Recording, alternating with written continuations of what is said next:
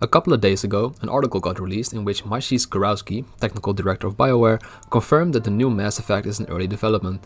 We already kinda knew it was in development from subtle hints like, a trailer, but even then, it's nice to know they're working on it.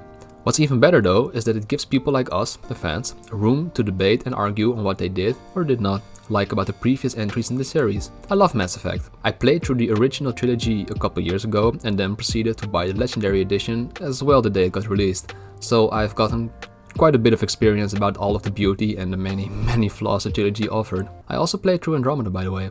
It wasn't as bad as people made it out to be, but we'll get to that, as Andromeda honestly did some things pretty decently. When I think of Bioware, at least the old Bioware, the first thing that comes to mind are companions. I know not all of their games were necessarily focused on those, but as someone who primarily played their Dragon Age and Mass Effect titles, to me it did. Companion dialogue and side quests were top-notch in every Bioware title. Sure, they were amazing. You humans have a saying, an eye for an eye, a life for a life. He owes me 10 lives, and I plan to collect. And also a lot less amazing characters. I'm more interested in just talking for a bit. Already? But all in all of them always had something unique or interesting to say. Something that most definitely wasn't unique or interesting was the side content Mass Effect offered spread out over the entire trilogy.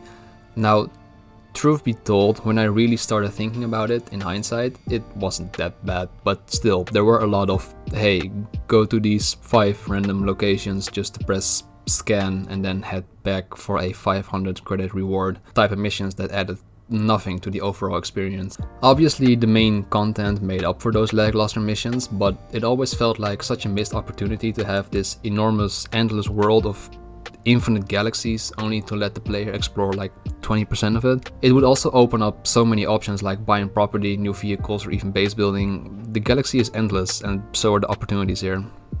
I really did not know how to label this one, so I'ma just start explaining and I'm sure you'll get what I mean. The Mass Effect trilogy suffered from a RPG issue that I, throughout the years, have seen so often that I've lost count. Bioware implemented a Paragon and Renegade system, which was great. I loved that system and the fact it altered the way people reacted to you and even the way your shepard looked. However, the thing I didn't like was that all the choices boiled down to either be a mentally functioning normal human being who is doing their utmost best to serve as a soldier of the Alliance. We're conducting may lead to better defenses against Geth attacks. Respectfully, Serviceman Batia may save more lives in death than she did in life. I understand what you're trying to do, but holding the body is wrong.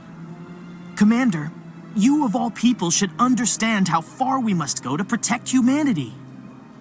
Not if we lose our humanity in the process. I'm out there fighting to stop crap like this.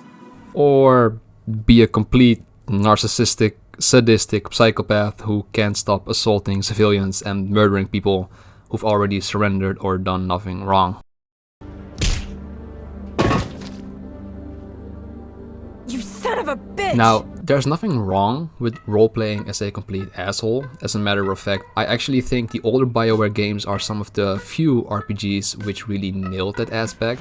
The so-called problem I have with it is that it doesn't fit a character like Shepard, who is supposed to be this role model for humanity and a supposedly high-ranking military figure. It's very similar to how in The Witcher 3 it wouldn't be fitting for someone like Geralt to just go about slaughtering civilians or bribing people because, well, it doesn't fit his character.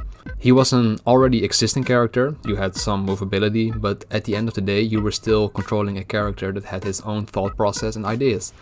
Obviously, Shepard has a lot more breathing room as we can change their appearance, companions and, well, universe-altering choices a lot more than we could Geralt's, but that's once again because of the way the story was written. They wrote Geralt as a simple witcher, and they wrote Shepard as an icon, the figurehead of humanity, an unkillable figure for the people to look up to. It doesn't fit for someone like that to punch random reporters in the face, even if they did deserve it. It also doesn't help that a lot of the choices didn't really matter whatsoever. I think this issue could quite easily be resolved by the next item on the list. We need custom characters. Main characters, that is. Now, I am fully aware of how difficult it must be to do this, even with a character that was set in stone like Shepard. It already showed in Mass Effect 3 how little certain decisions mattered and how difficult it was to make everything we did throughout a playthrough relevant during the end, but let's face it, no written character will ever get close to the love people had for Shepard, and the Ryder twins were... they were there, you know, like, we acknowledge them, but that's the most I could give them. If Dragon Age Inquisition could do all the lines of the main character for 4 different voice actors, and if a game like Saints Row 2, a game that was released in 2008, could even have 6 different ones, I don't see how a game like Mass Effect couldn't. Is it a lot more expensive and a lot trickier than a standard main character? Yes, but Mass Effect isn't some long-lost indie RPG that only a couple thousand people played. It is one of the biggest RPGs and one of the biggest sci-fi games released till this day. It sold 500,000 copies within the first month, and that's for a remake, not even including all of the individual copies of the original trilogy that have been sold. A custom main character means more role-playing freedom, more creative options for the writing, and less feeling guilty whenever I hurt an NPC's feelings. A lot has happened since then, Liara. I don't think we'd work anymore. Really? Thank you for letting me know. Can you imagine a start like Origins? The option to either start as an Alliance soldier, or a homeless drifter, or even as a space pirate, and then when the prologue ends, the actual story starts picking up? I don't know, I think it would be sick. And by the by, this doesn't mean that fixed main characters can't be successful. Look at Red Dead Redemption 2. When the first trailers dropped, the entire fanbase were spazzing out because they wanted to play as their beloved John Marston, not this random Arthur character, and look how that turned out. Arthur turned into a video game icon. I don't want to be too negative, but judging by the writing we've seen come out of Bioware the last couple of years... I think I really pissed that one off. Maybe because I shot him in the face. I don't know if I have too much faith in them writing a character that is as memorable, let alone better, than Shepard. And I don't know if this is a hot take or not, but I don't need to see Shepard in the new Mass Effect. I'd love a reference to him, especially if we're able to import previous save files or make a few basic choices at the start of the game, depending on how we ended our original trilogy playthrough, but I feel like if he's in the game, it's only gonna make me want to play as him. New game, new chances. And on a side note, obviously, I would much rather see a full-on Origins experience, in which you could even choose a different race than a human being, but I feel like that would be biting off more than they can chew. Now that we're on the subject of customization anyways, I still have PTSD from the amount of restarts, the amount of corrupted saves, the amount of times I had to restart Git editor, because my Shepard looked terrible in-game compared to the customization screen. The amount of hours I've spent on trying to get a custom eye color or hairstyle into the game is beyond pathetic. Pathetic from me, as I have spent so much time on it? A little bit, sure. But if I'm going to spend the next 200 hours staring at this character, I at least want them to look good. Pathetic from Bioware that this wasn't the feature from the start? Also a little bit. And yeah, you can change it in the Legendary Edition, but only before starting a new game. That doesn't count. I can somehow, sort of, see why changing skin color or the shape of a mouth would be weird, as you've already started playing as that character. But at least let me change the haircut. I'm not expecting Sims levels of customization, but at least give me the haircut. Please. I mentioned at the start Andromeda actually did some things right, and with things I meant thing, because the gameplay was pretty fun. In all fairness though, I personally thought the gameplay from Mass Effect 3 was also really fun, but the actual depth of making builds left a lot to be desired. You were restricted to certain weapons and abilities depending on which starting class you chose. That's fair, nothing wrong with that. The problem I had with it was that it never felt very thought out. For example, in Mass Effect 2, you wouldn't unlock a decent SMG until you played Kasumi's loyalty mission, and that wasn't even part of the main game. It was DLC. If you didn't own that one, you had access to 2 SMGs throughout the entire game, which both sucked. I'm aware the builds that restricted you to SMG gameplay relied a lot more on biotic gameplay, but a biotic only run wasn't possible either. You still needed the guns.